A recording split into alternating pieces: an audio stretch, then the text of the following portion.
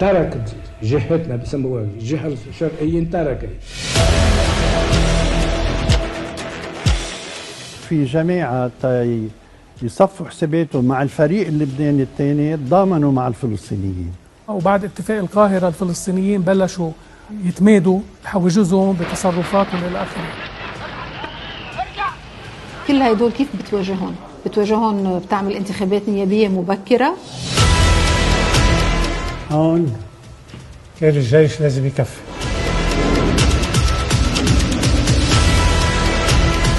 يعني نحن عمليا كان عندنا تجارة أسلحة وصناعة أسلحة بلبنان.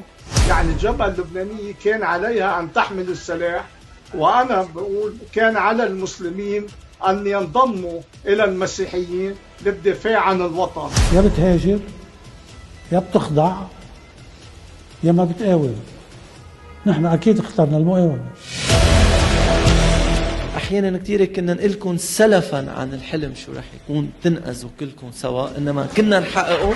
بالواقع اللي كنا فيه لما انتخب بشير لا يمكن انتخاب حدا إلا بشير أو حدا بده إياه بشير. ولكن بالقياس لمن يفكر اليوم، لمن لا يتجرأ على ترشيح نفسه، المسافة كبيرة. يعني عندما تم انتخابه كان يوم قلق.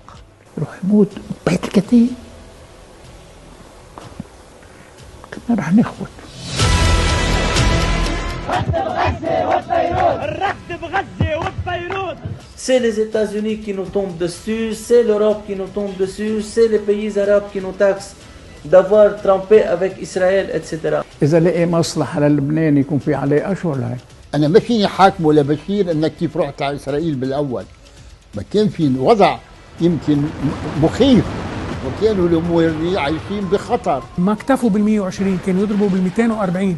ال240 بتهبط بناية. Vous désirez, vous souhaitez le départ des Palestiniens, mais où voudriez-vous qu'ils aillent à partir du moment où eux-mêmes n'ont pas un État et une patrie? Vous les prenez en Belgique, monsieur?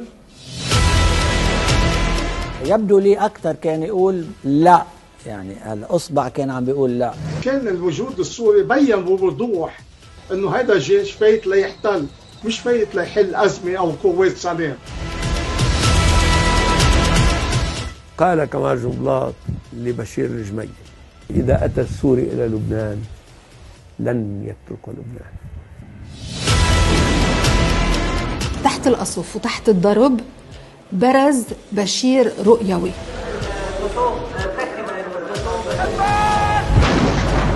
مصير لبنان على هالكم مدفع يلي هون. الجيش السوري وقت ما خلى ذخيرة ولا سلاح استعمل ولا يقدر يفوت، ما قدر يفوت. الأكيد إنه بزحلة صار في انتصار دول الأزمة اللبنانية.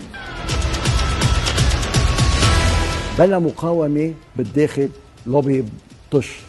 أنا لو سقطت الأشرفية أو سقطت زحلة شو بدي أعمل هونيك؟ Nous voulons notre souveraineté et que personne plus ne s'occupe de nos affaires intérieures. On est assez grand pour le faire tout seul. Vous pensez que les Syriens partiront? Tout le monde partira.